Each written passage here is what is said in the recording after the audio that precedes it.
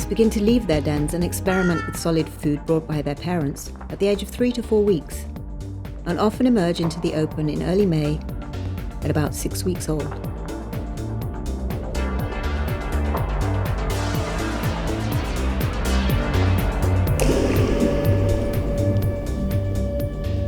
They are weaned by about 8 weeks, independent by 3 to 5 months, and they can start to leave the family unit from September onwards, with males more prone to dispersal than females.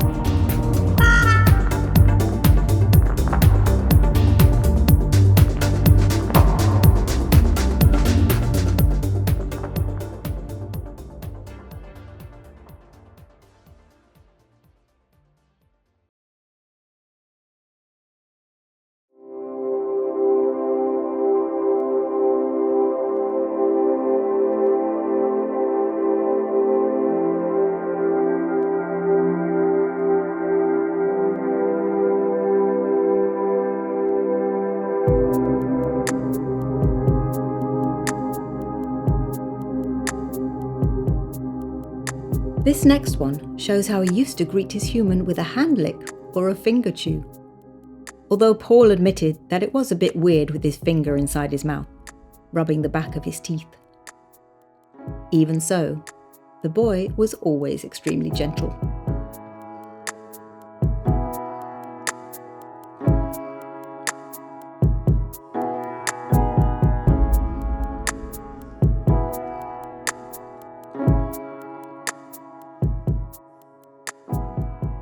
He would then walk alongside Paul until they decided on the place to stop.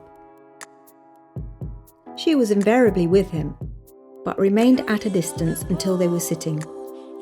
Then she would make her way over.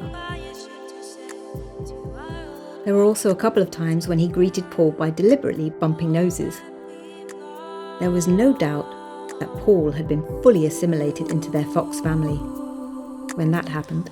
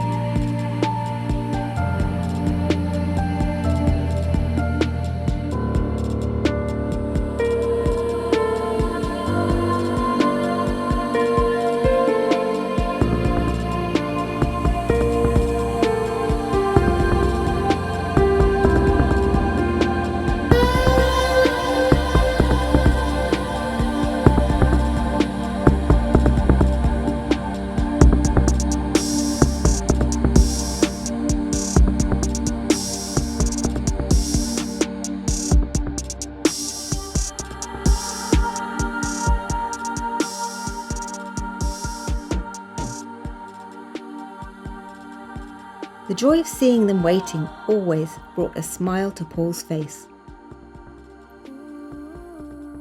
It was invariably the same. The boy ran towards him, she shuffled away, then returned as soon as they were sitting down. She would stare directly at Paul with her hypnotic eyes, penetrating the depths of his being. The boy would be as close as the friendliest dog. There were no boundaries with him, just trust and understanding. They were the best of friends.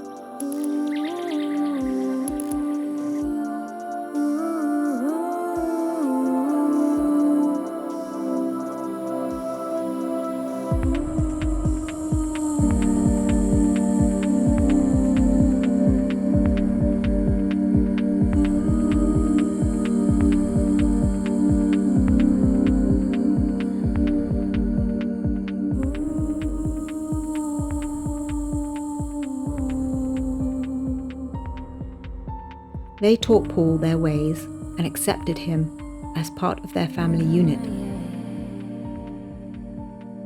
In this video, Paul is just hanging out with them one sunny evening in July 2022. You might expect that there would be a distance between them, but there actually wasn't more than a few feet. As you can see, they lived in a beautiful spot. But at certain times of year, it could be an inhospitable place. 100-mile-an-hour winds, horizontal rain and harsh temperatures made it a good deal less pleasant than during the warm summer months. Paul said that he always felt there was something very special about sitting with them in the pouring rain, with the wind howling around their ears and the cold penetrating through his many layers of clothing. It was all too easy and significantly preferable to bask in the warmth of the sun, but in those moments of extreme discomfort, he felt the true depth of their friendship.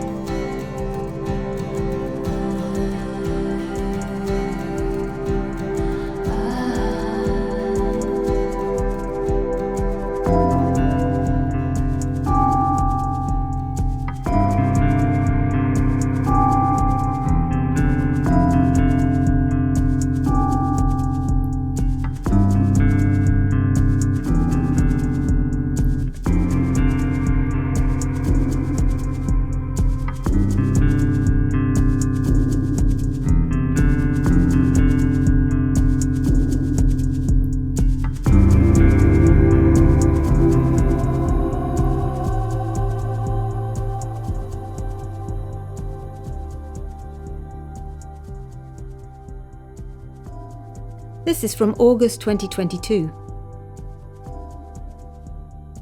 The boy invented a game they played. Paul called it Follow Fox, and it went like this. The boy would wander off, stop a few meters away, then turn his head to look back. That was Paul's cue to get on his feet and join him. Once he knew Paul had received the message and that he was on his way over, the boy would turn and walk slowly away, knowing that his human would follow.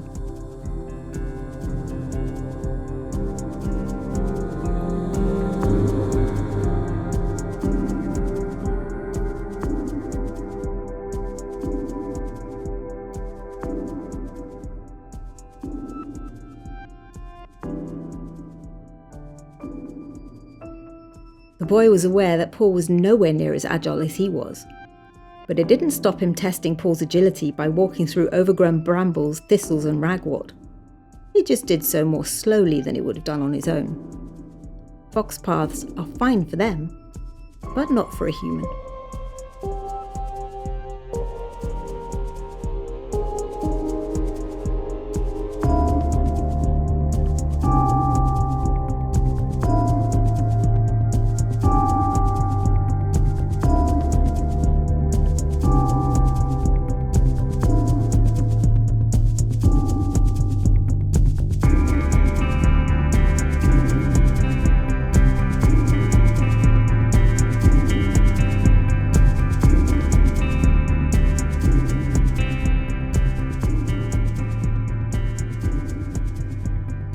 Every now and then he would wait for Paul to catch up before carrying on, and occasionally he offered Paul the opportunity to lead the way. But most of the time he preferred to do so himself. This would go on for about 5 to 10 minutes until he found a place to rest. And then the game would end.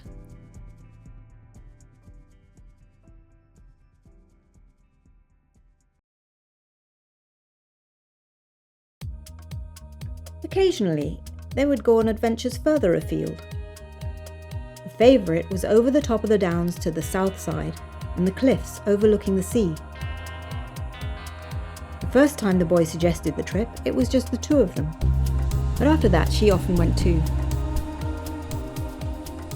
At the edge, there's a mesh fence with a line of barbed wire on top to discourage people from getting too close to the cliffs, because there's a 100-metre drop straight down to the sea, only 10 to 20 metres away. Not that it mattered to the foxes. They are incredibly agile and flexible, with excellent balance. He deftly leapt through the fence and waited on the other side for his human companion to do the same and join him. Well, that wasn't going to happen. A, Paul couldn't get through or over the fence, and B, he wasn't keen on being so close to cliff edges. For a while, the boy stood still on the other side of the fence with his head slightly tilted to one side. He stared at Paul with inquiring eyes after he'd sat down only a few feet away.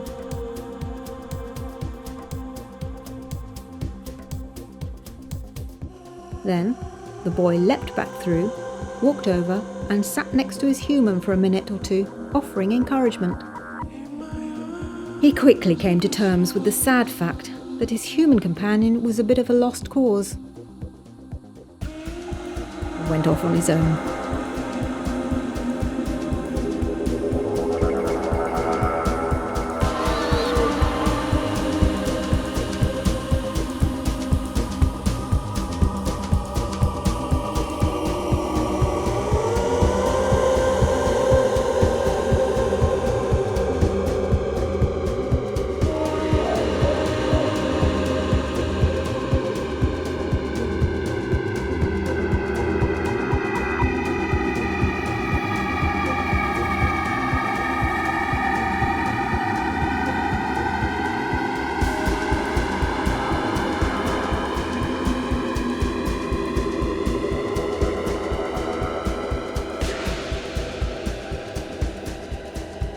There are many more stories in the book about the boy.